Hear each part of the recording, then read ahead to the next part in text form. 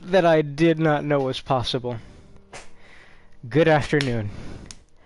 I want to air my grievances and find some closure, because I refuse to be burdened by the failure of The Last of Us 2. And so for the first time, I'm going to convey my thoughts through writing. I have wrote a lovely 13-page essay telling you what the heck's going on.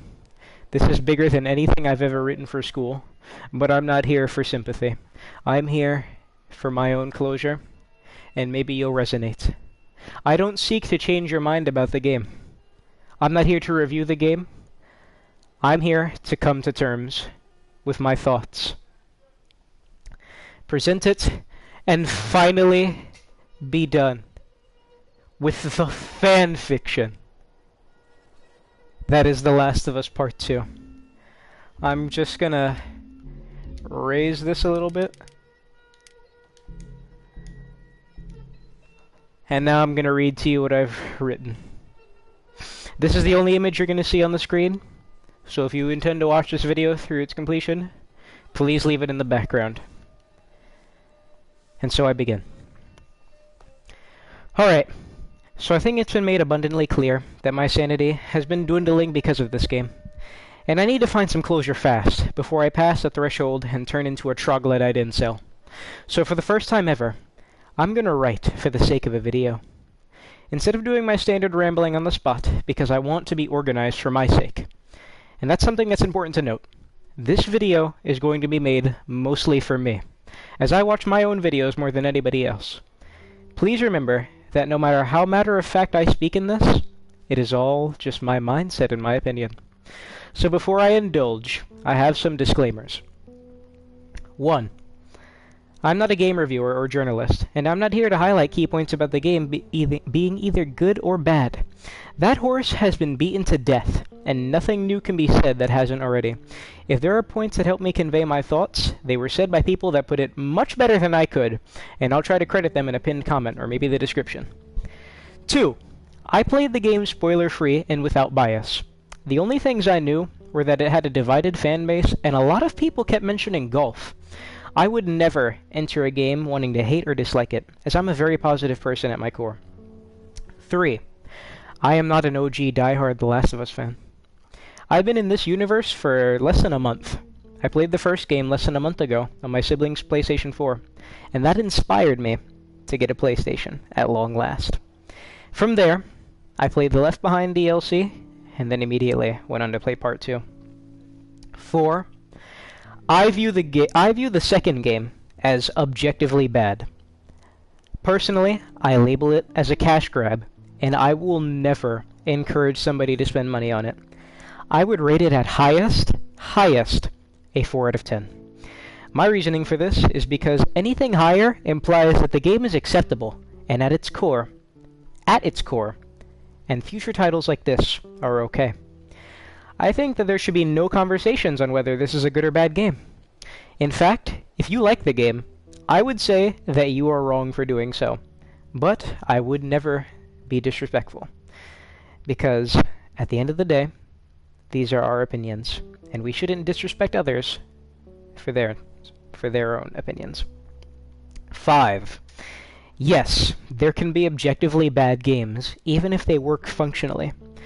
I don't agree with the notion that art cannot be objectively bad, because I view that as a cop-out for allowing bad things to flourish, such as The Last of Us Part 2. There will be a few games I bring up in discussing this game, and 2 of them are also objectively bad. One for similar reasons to Part 2, and another for different reasons. 6. People who fit the criteria of buying the game and hating it are not in any sort of bandwagon. I paid for a product and was left disgruntled and unsatisfied with said product, and that's without even mentioning the false advertisement, because that didn't affect me, as I never viewed any advertisement for the game. Therefore, I am allowed to despise this game. Can you imagine if that weird mindset of no negative opinions was used on literally any other thing in life, such as food? Is subverting, hold on, is subverting my expectations by making that yellow pool at the bottom of my steak actual piss instead of fatty American grease a viable method to deflect my anger? Hell to the no. 7. Why is it important to explain my view on things? Because a lot of the bickering back and forth and discussions about this game boil down to people proclaiming wrong-think upon others, and that their experiences with the game are inherently better than the others, such as the whole, if you didn't like it, you didn't understand it people, or the, you're an idiot for defending this people, which I am in the boat of. Now, I know simply stating this discredits my video for a lot of people, and that makes perfect sense. But in order to air my grievances with this game, I must confess these things. I sound like that kid who was wrongfully portraying himself as a police officer, and said, I know this screams straight whacker, but... And then, he wanted you to hear him out. Although he was indeed straight whacker. Continuing. This is the ugly truth for me when it comes to talking about this game, and realizing that I cannot be neutral, as I'm not trying to be neutral. I hated that game. I wasn't joking originally a couple weeks back in my first ever video called The Last of Us Part 2 was impossible. I wasn't lying when I said that I had to lie to myself multiple times when I was conveying my thoughts on how I felt about the game. But at this point, I refuse to lie to myself. So let's begin. And let me lift this heavy burden. Why do I hate... Alright. Why do I hate this game? Simply put, because it was the most pointless game I've ever played, and people are defending it. Maybe I should be a bit more specific. It is the most pointless AAA $60 product I've ever played. I think that's very telling of where we... And I think it's very telling of where we are in the industry of gaming, at least regarding to storytelling. So we finally begin. But not quite, because it's impossible for me to talk about the second game without mentioning the exact reason why I see it as a failure: the existence of these games. Alongside many others, but as said, I'm just another consumer, not the divine all-knowing entity of gaming. So the games I have listed that I will be discussing are The Last of Us, Hatred, Telltale's Walking Dead, specifically A New Frontier, and a little bit of Season 1, Manhunt 2, and, drumroll please, Soda Drinker Pro. Hatred being the only game listed that I personally have never played. So, this is going to be a long detour, but if you've played Part 2, you're used to those, right? So let's start with the most unexpected of the bunch. Soda Drinker Pro, released April 14, 2016. This is the first objectively bad game of the two. What makes it so? First, this game is a paid product with no substance. It is just poorly drawn backgrounds with you needing to drink soda to sift through them. That's the entire game. But why don't I hate that game, although by all intents and purposes, it's a scam? Because its intentions were clear, and it had the edge of being so bad that it's good. A saying I'm sure we've all heard many times, and something we could see on many different things, such as The Room, or Friday the 13th, the game. And being fully aware of this, shown in-game and through advertisements of the game, of the being so bad that it's good. Oh boy. In fact, if we're talking about money made, I believe the ads for that game cost more than the game itself. In fact, I bet the devs of that game got away with a lot more than they invested. And honestly, good for them. We need stuff like Soda Drinker Pro in the industry, to highlight ways you can put a twist on this interactive medium of entertainment. The other thing that also makes it objectively bad is the existence of games that cost much less, having so much more of, everything. For example, Warframe is completely free, and Soda Drinker Pro costs $2.99 to even play. I'll just leave you with that.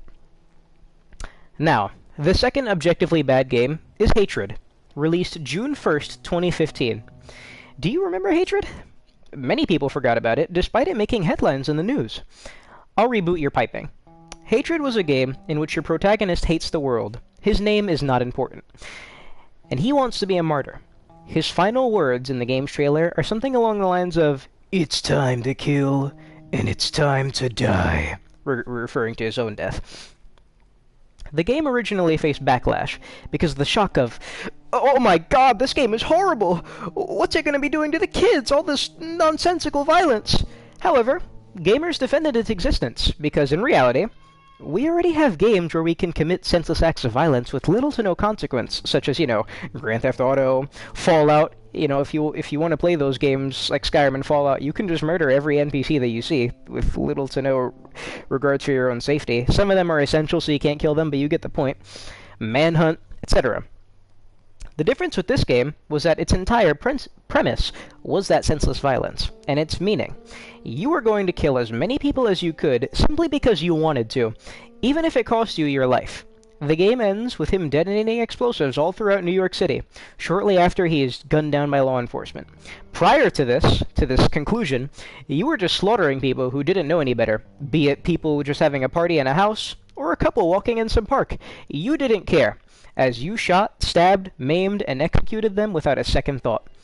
So people thought this game would create Michael Myers within our children. However, after the dust settled and people forgot about the game, we looked at it for what it was. A very poor game. It's a basic isometric perspective shooter with nothing new other than the horrible premise. If we are looking at it for its depictions of violence, other games have done much worse. Manhunt has more horrific depictions of murder. Hotline Miami has more graphic depictions of gore.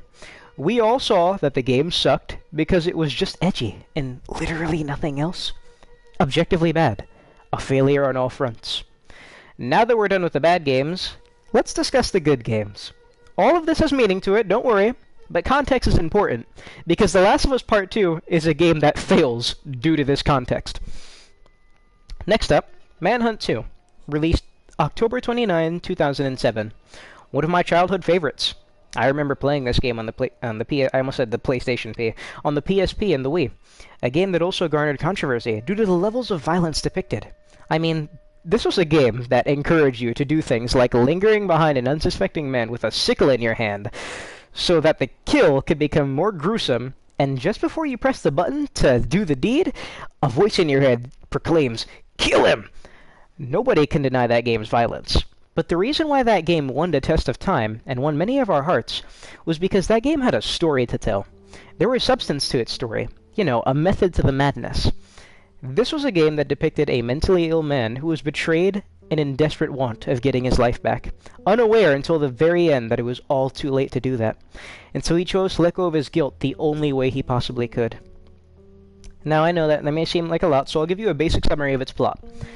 Daniel is a man who escapes an asylum. He doesn't know why anything is happening, and you're guided by another man called Leo. Both of you visit your house, Daniel's house, and there you are recovering your history while being under pursuit by mysterious organizations, bounty hunters, this group called the Project Leo keeps referencing them as, or referring to them as. You learn you were a top scientist working to make what was the perfect assassin, and an alternate personality. Due to lack of funds, you had willingly given yourself up for experimentation, and when I say you, I mean Daniel. His name is Daniel Lamb, nicknamed Danny Lamb. Daniel Lamb! You've given yourself up for experimentation as a hope to help your family with debts in your children's future. Because Danny has a family, he has a wife and kids. This doesn't go well, as you discover the partner you've had this whole time was the assassin they wanted to reproduce in your mind. You had ended up murdering your wife and burning your house down. The experiment, Leo, was trying to destroy all ties to your past and eventually take complete control over your very being. And you finally meet up with one of your assistants who knows exactly what was going on inside you.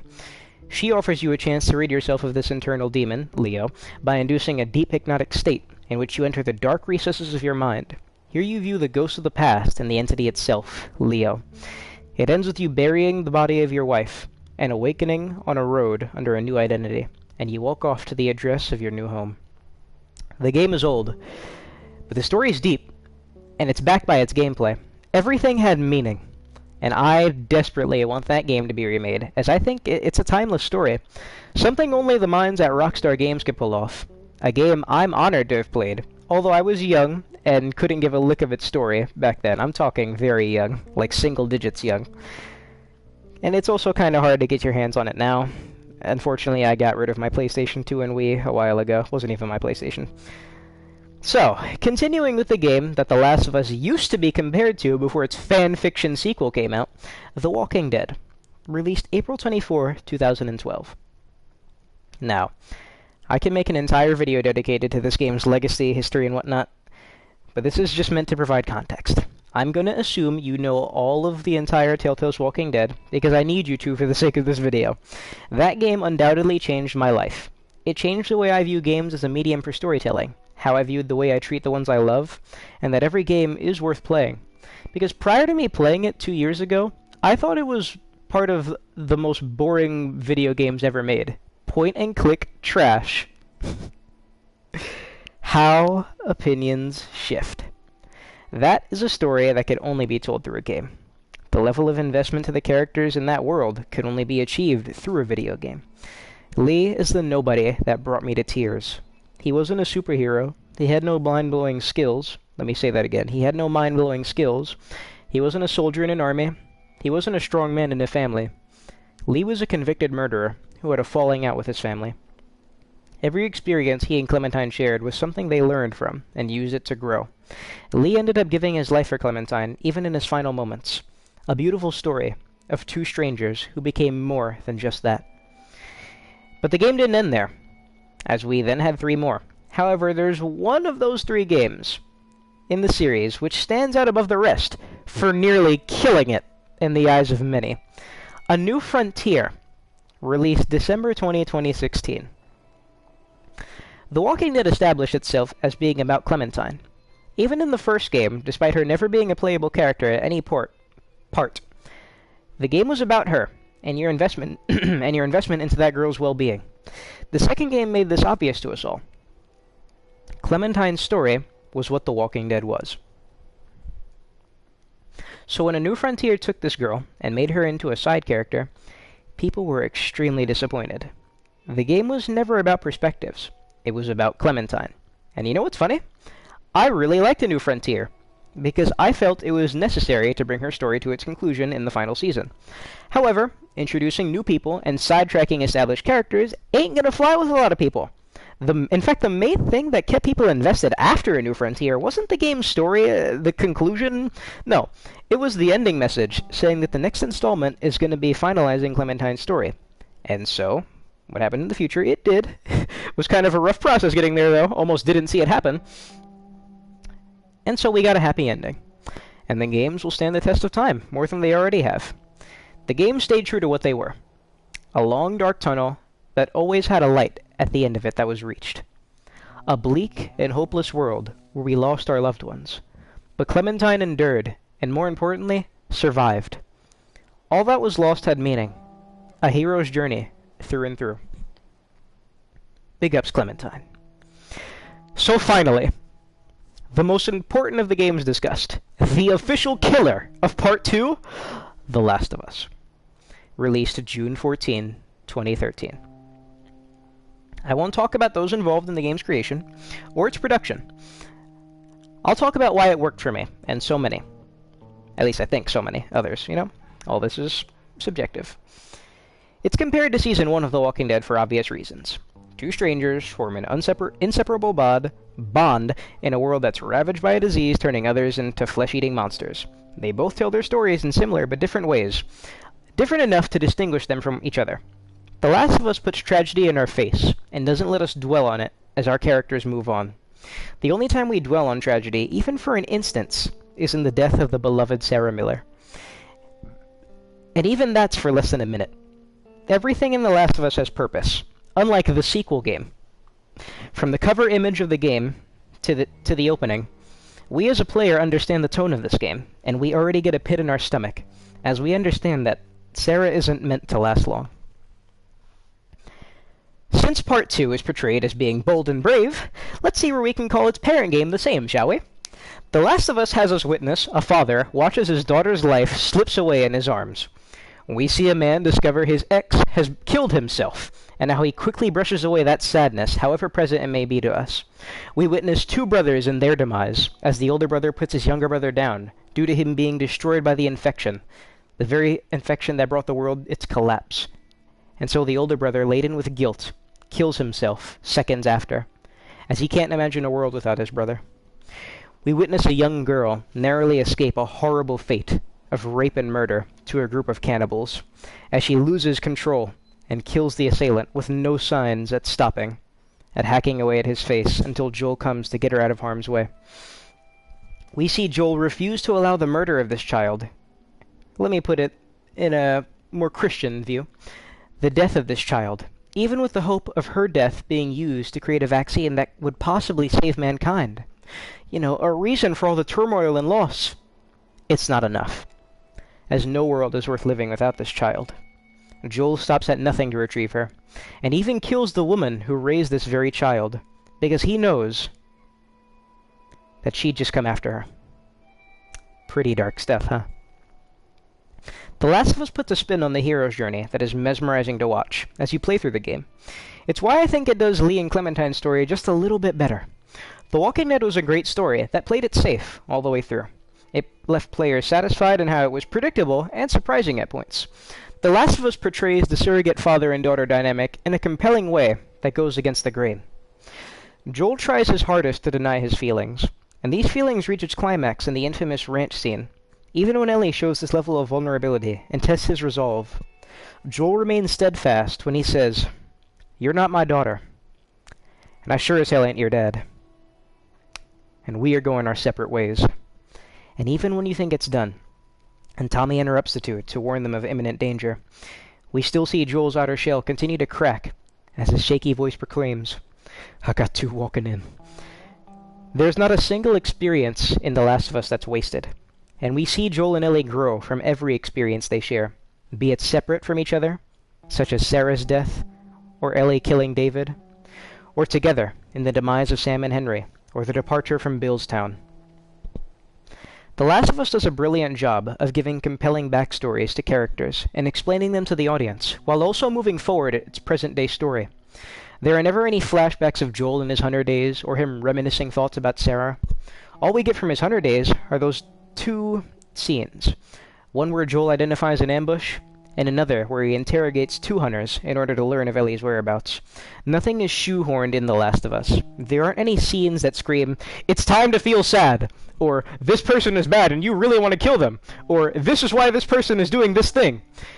Because this is a mature game, and you're not a brain-dead idiot. The only context we ever receive in The Last of Us is the prologue, where Joel loses Sarah. Everything is portrayed in a matter-of-fact way, and we wonder how the characters are affected as time quickly progresses. The Last of Us weaves mystery in a straightforward plot in a masterful way. The Last of Us is undoubtedly a masterpiece in storytelling through games. Every little thing carries meaning in The Last of Us, and there are twists and turns in the story that subvert our expectations, but continue to keep us engaged and even shocked.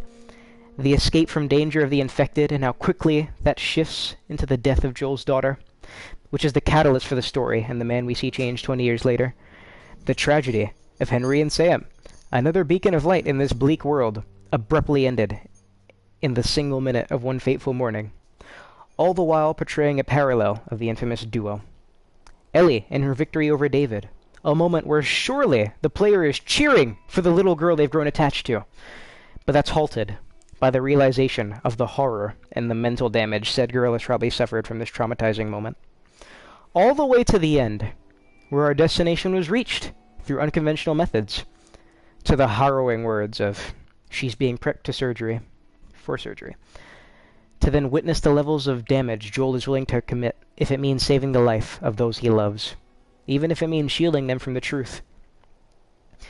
The Last of Us is a timeless story that shows a light at the end of the tunnel, and then reveals that light to be a blank white cardboard cutout. A cutout that Joel destroys as he takes destiny into his own hands, for both of their sakes. The Last of Us is about Joel and Ellie Skip the line. The Last of Us is about Joel and Ellie's journey. Joel's journey of finding a new purpose that goes above just surviving, and Ellie's survivor's guilt being repurposed, as her life has meaning without its destruction. The Last of Us asks us if this is a world worth saving, but it doesn't give us a yes or no choice, because just as we saw everything was taken from Joel, Joel took everything from the world, because there was no world without Ellie. The Last of Us isn't about the cordyceps fungus. The Last of Us isn't about Joel's falling out with his brother. The Last of Us isn't about a world trying to rebuild itself after being destroyed. The Last of Us isn't about Sarah Miller. The Last of Us is about Joel and Ellie. Do you notice the difference between The Walking Dead and The Last of Us? The Walking Dead wasn't about Lee and Clementine, or Clementine and Kenny, or Javier and Gabe Garcia. It was about Clementine. The game never went away from this, and always made her the center of attention. The Last of Us never tried to hide what it was in its advertisements, regardless of what the first impressions would have been, with the prologue of Sarah, or the opening hours being with Tess. The Last of Us was open about the story of these two people, and we were invested through and through. There's a reason it's up there and praised as one of, if not, the best games ever made. It goes against the grain, while feeling familiar. It adds twists that don't take away player investment. It makes you grow attached. It doesn't pander. It tells a simple story in a truly perfect way that just cannot be replicated. That's right. I said it. Perfect way. Perfect. It is a perfect game in my eyes. There is one of the issues with the sequel. You can't top perfection. And Neil Druckmann knew this. My biggest problem with The Last of Us Part 2 is that it has nothing to do with The Last of Us, and other games did what it tries to achieve so much better. Every lesson learned from Part 1 was for nothing. The deaths of Tess, Sam, Henry, David, Robert, Marlene, and the beloved Sarah were for nothing. The lessons learned through the experience, from the importance of names, trusting strangers, dangers of being alone, the importance of cutting all ties, were for nothing. No, I will never go into The Last of Us Part 2 with an open mind. Am I close-minded for caring solely about Joel, Ellie, Tommy, and Maria? If that's the case, then call me close-minded all the heck you want. But that's what was established. The issue isn't with the fact that there are no happy endings. Heck, every game I listed, with the exception of Soda Drinker Pro and the final season, has a sucky ending. Manhunt 2, Daniel lost everybody he loved after having a massive body count, and he must start anew. Hatred ends with the Psycho, the name is not important, the main character, literally blowing up New York City. Season 1 of The Walking Dead ends with Season 1 of The Walking Dead ends with the protagonist's death and Clementine left alone. Season 2 of The Walking Dead ends with most of the cast dead and left behind, while Clementine is left with AJ, at least in my ending. And The Last of Us ends on a devastating lie. The issue is that this sequel relied on a perfect game and couldn't deliver. Like my first title read in that video I made a couple weeks back, this game was impossible. And Druckmann knew this. So he did the unthinkable. He tarnished beauty. While playing The Last of Us Part 2, my disappointment rested on the game's performance and its storytelling. However, all of this post-game insanity that I've felt with has nothing to do with Part 2. I've already renounced the game's canon a long time ago, and I can play this game, The Last of Us, many times as I want, knowing that a sequel was never made. Release the Straley cut. My gripes now are the fact that people are in support of this. The reason we call people who like Part 2 sheep and easily manipulated is because this game does nothing to honor the first. Instead, it paves a way for a new cast and a new method of storytelling by destroying the characters of old that people grew fond of for over 7 years. And I'm not just talking in a literal sense of missing fingers and having your head caved in.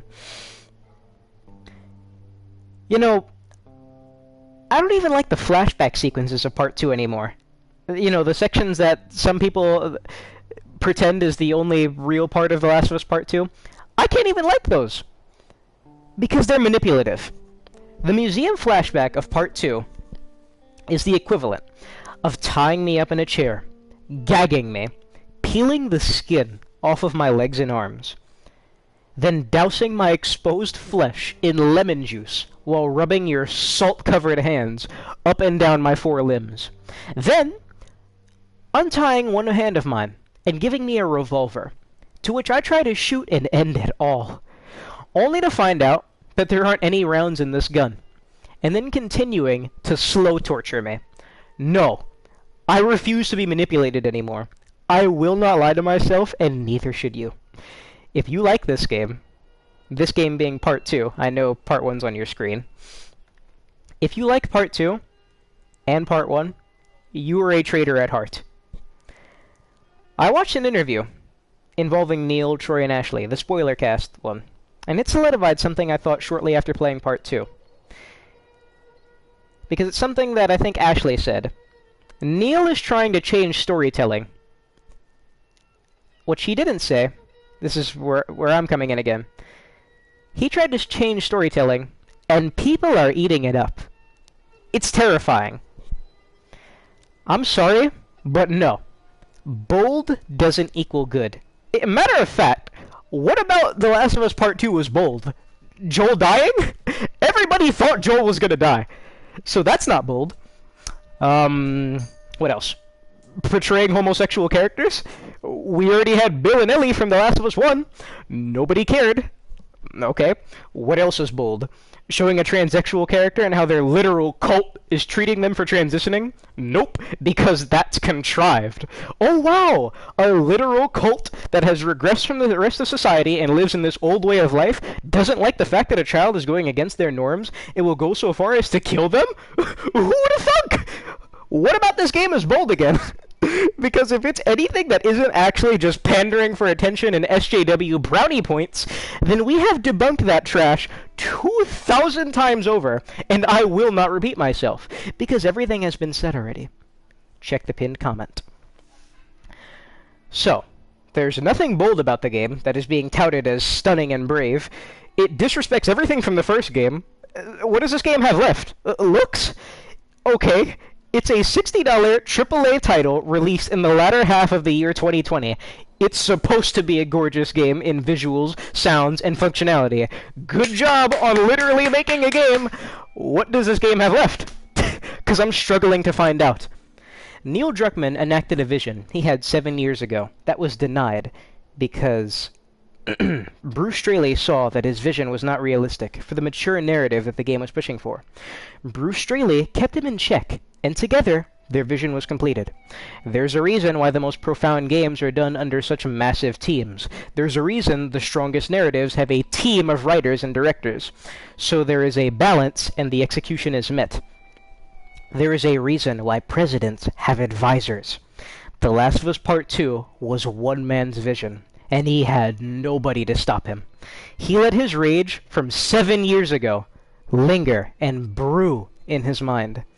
And once the obstacle, being Bruce Straley, was out of the picture, he enacted his vision. And thank God it blew in his face. You know, why did Neil call the day the leaks happened as the worst day of my life? Because he knew that people would see him for what he is.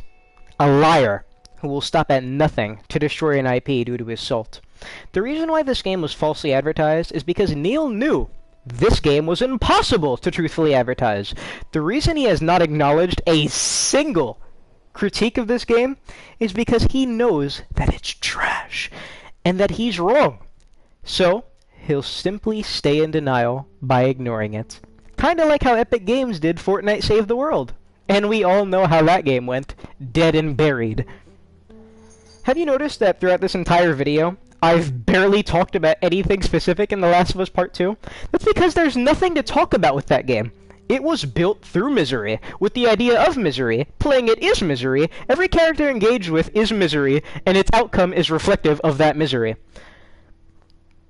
The Last of Us 2 was a cash grab that had to ride off the success of the first game's characters to quickly secure the bag. And then Neil ran with the money. Heck, there isn't a single achievement in that game that encourages multiple playthroughs. Almost like they knew that nobody would want to play that game ever again.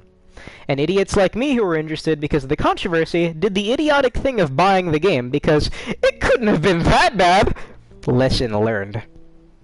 If something is surrounded by negativity, there's a reason. You don't lose 70% of your staff by making an incredible game. You don't ignore criticism after making an incredible game. You don't deflect disgruntled fans by labeling them phobes and isms. after making an incredible game. You don't make a game miserable and not allow negative opinions. You don't falsely advertise an incredible product. You don't make a bad game succeed. The only thing bold about The Last of Us Part 2 is that Neil was allowed to publish something so disgusting and disrespectful under the guise of one of the best games ever made. That is indeed bold and brave of both Sony and PlayStation, and that's where my expectations are subverted. I want to add a comment that I found on the beautiful subreddit r/The Last of Us 2, a place I often spend my time on, laughing all the way through, and being surrounded by like-minded people that are full of passion. This comment is left by the user Jericho Romulus. He perfectly encompasses this game's debacle, and it reads, I think it's very telling when the majority of online content surrounding something is nothing but memes dedicated to mocking it, than actual memes created out of love for said content. The Last of Us 2 has no lasting power. It's only popular because it's piggybacking off a popular franchise and triggered a strong backlash. It doesn't have likable characters. It doesn't have a good plot. It doesn't have good themes. On its own, it's not interesting or likable enough. It survives because of the outrage and the weird politicized defending of it. And even that defense only exists because of the outrage. It doesn't actually have enough fans that like it so much that they can generate content out of love for it. The only type of memes you see in favor for The Last of Us 2 are the ones on things like r/gaming circle jerk, which is more about mocking people in their outrage than actually liking the game or acknowledging its criticisms, but rather just brushing them off completely. Therefore, The Last of Us 2 doesn't actually have fans who genuinely like it, because there's nothing to latch onto. But the memes against The Last of Us 2, on the other hand, they're creative. And they actually unite people from all across the world in one singular community, in a way that The Last of Us 2 by itself couldn't do. Everything surrounding this game isn't about the game itself. It's about its controversy. Because The Last of Us 2 is a bad, boring game, and the only thing interesting about it is how people banded together to dislike it, and how others tried to defend it. But nothing at all about actually liking the game. Big ups, Jericho. Back to my part of this. I brought up Hatred to show that a game about senseless violence fails if it has no substance. I brought up Manhunt 2 and how it prevailed because there was context discovered through gameplay that made all the horrible violence make sense. Manhunt 2 was believable and compelling, and it stands the test of time. Hey, the first Manhunt does as well. But unfortunately, I never played it, so I feel I have no right to go in depth. And frankly, it's not worth it for this video, because I'm just trying to find myself some closure. Manhunt always stayed true to the tones presented, and executed them in a meaningful way. Both classics. If you want to make a game about player agency, do what Telltale did, and impact the journey, but not the destination, leading up to a conclusion that at the end satisfied its players despite surrounding themselves in misery. Stay true to those motives while building on them, and execute your plans, which they did. If you don't want to give your player agency in a narrative-driven game, then make sure everything is believable with the characters established, which is exactly what The Last of Us did. There were plenty of parts that weren't realistic, such as Joel killing an entire hospital of armed forces in order to retrieve Ellie. So why didn't that lose us as players? We were invested in the plot, and the way he goes about getting Ellie is believable. Is Joel's death realistic? Sure, but it ain't believable by any stretch of the imagination. If you want realism, okay, Dina and Ellie should have cracked their heads on the pavement when those explosives blew them off their horse. If you want realistic, Ellie and Tommy should have died in the same room as Joel. Things like, y'all act like you heard of us or something, and y'all got a towel or anything, sound like something out of a South Park skit. Not something said moments before the death of one of gaming's most beloved characters. Was the way Joel was killed the bold thing everybody was talking about? What was special about this game? It made you feel bad? Good lord. It makes me question if these people have ever played any other game. Neil Druckmann really is what his colleagues described him as. A hitchhiker. No good ideas of his own. Just rehashed garbage told through woeful misery. And because these people have never seen misery done right, we have the defenders of The Last of Us Part 2. It fails as a revenge story, because a revenge is never obtained, and it's advertised as one. But wait, No, it isn't about revenge, it's about forgiveness. Well, too bad, because the object of forgiveness, Joel, dies within 2 hours, and the killer gets away with it. But wait, no. The game is about portraying a mentally ill girl coping with trauma. No, no, it doesn't get that right either. Ellie is established as being somebody who puts on a tough act to not let people down, but underneath that, has her own fears and has experienced her own trauma. Joel's death not only destroyed his character in a literal and just writing sense, but you're gonna tell me it also destroys Ellie's character? Ellie becomes a mentally ill person struggling with crippling PTSD, and that equals an actual idiot who lets everybody down at the end and can't come to terms with decisions made along the way? Yeah, maybe that would work if it wasn't Ellie, because that's not who Ellie was. If we want to see mental illness done right in a bleak and disgusting world, I already told you of Manhunt 2's existence. And that game was made 13 years ago. Sorry, 12 years ago and some change, approaching 13 years ago. Characters not being recognized isn't character assassination, it's character development. I'm sorry. Why are these excuses being made in defense of one of the worst narratives ever done? Oh, right. Because these are beloved characters. Top-notch job, Neil. Now character assassination is labeled as off-screen development. My oh my. Ellie doesn't redeem herself by the end of the story, because she states her motivations and stops at nothing to see them completed, until she literally has them in her hands, and then lets them go. Ellie has no humanity by the end of this story. She has a body count higher than any known slasher movie killer, and may as well have shot herself in the head after putting Joel's guitar down. The ending would be the exact same! All of those slit throats meant nothing. Leaving Dina alone and afraid meant nothing. The entire game meant nothing. Remember how I said The Last of Us didn't pander? And didn't use things like flashbacks to portray motivations because it was a mature game that understood its audience? Well, what does that say about Part 2? Because, by God, that game uses every cartoon-like cliche to state motivations and how you should feel about things. Absolutely pathetic. But no, it's actually really deep. Look, Ellie finally sees Joel like how he used to be because she's learned to let go of her hatred. No. That only makes sense to you because you don't respect the first game, but you say you love these characters. I'm convinced that everybody who enjoys Part 2 is just somebody in denial, because it's either that, or they have no connection to the first game. The zebra symbolizes the human. Projectile vomit. Similar to how Joel stabbed the surgeon so hard that he became a white man, Neil shocked people so much that they just learned to accept trash because it's under the guise of deep, enriching storytelling, as it's piggybacking off of one of the best games ever made. The Last of Us 2 is about senseless violence that just has some beloved characters thrown in. And throughout this entire game, I never even mentioned Abby, because she has nothing to do with The Last of Us. Abby is integrated through fan fiction level writing, just like her father and his backstory. And what precedes is one of the most despicable characters ever seen in a video game, who's shielded by the petting of dogs, a sad backstory, saving of transgenders, betrayal of evil militia, and the girth of her arms. By Abby's integration in this universe, it's safe to say that any character killed through both games has a chance of making their way in the third, and it will be deemed acceptable and labeled deep, so long as something bad happens to them along the way. Bruce Straley put it brilliantly. Making a game about revenge in a world like this just isn't believable, and it makes it more equivalent to that of a cartoon and cartoon characters, which, ironically enough, is what Abby looks like, a cartoon character. Maybe Neil should have listened. I'd be in denial as well. So I can't blame the fans. Sorry, the fans, in quotations. You know, the defenders of the game. I shouldn't blame them. Because Neil Druckmann did the impossible in getting that game published. So, you know, I guess kudos to him. You know, Bruce also put it brilliantly in another thing he said.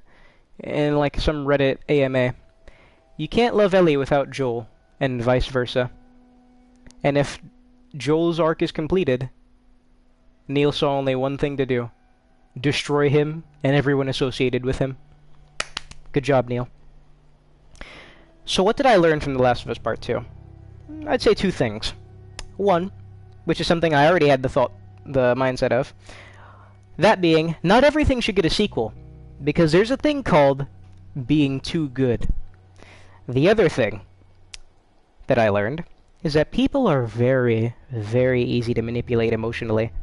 All you gotta do is just make something remotely sad or negative, and people will just lick it up and label it as deep, despite how senseless it is. The reason why I made sure to point out the date of release on all the games that I'd mentioned earlier was to hopefully jog your memory on how the world of gaming has progressed through those years. Because it's been made abundantly clear that in 2020, if you go woke, you're gonna go broke. So nice try, Neil Druckmann. You tried to tarnish an IP you had the rights to. But this game is already losing the test of time. You are a shining example of what to avoid doing in this industry, like Todd Howard. And just like the deep message of your game, you tried, but failed. You may have not given up, but you failed. And just like my once-beloved Fortnite saved the world, or the once-beloved Fallout 76, or the once-beloved Mass Effect Andromeda, or the once-beloved Wolfenstein Youngblood, or the once-beloved The Culling, or the once-beloved Call of Duty Advanced Warfare, or the once-beloved Infinite Warfare never got love. The Last of Us Part 2 will join those games, along many others, in the halls of shame. And they'll live on through mockery, because there truly is no lasting power in The Last of Us Part 2. And so with these closing words, I will wipe the sweat off my brow, and I'm gonna boot up the winter section of The Last of Us, as that's where I left off the last time I got on. And whenever somebody brings up Part 2, I'll always give them the same answer. What sequel? A complete waste of everybody's time, and 7 years of waiting. Truly magical. One of a kind. You know, if my favorite scene from a Last of Us game is a fat slaver flatlining an unaware transsexual child with one of gaming's best knockout punches, then it ain't a Last of Us game. It's a failure. Neil, you said you didn't want to make the first game again, but then copy and pasted everything about the first game in Abby's section, with two worthless characters, Abby and Lev. From the gameplay of the sniper section, to the David fight, except David was now Ellie. And then trying to draw a parallel to Joel and Ellie with Abby and Lev. Except it all happened in 3 days, while Joel and Ellie's took an entire year. Great job, Neil Druckmann. That's it. That's my rap. That's all I have to say. Remember, all of that wasn't to change your mind. This was to help me find closure. And this is the only way I could do it, to air my grievances. Golly gee, that is longer than anything I've ever written for school. And I think it's time for me to turn on my AC, close this broadcast, turn off the lights, and continue playing through what is undoubtedly glory.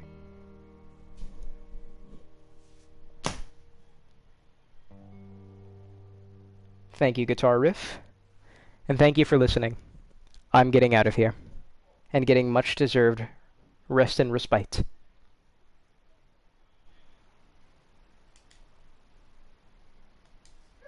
How do I close this goddamn thing again? Share button and then broadcast settings. I knew that. Where are the broadcast settings? Is it right there? There it is.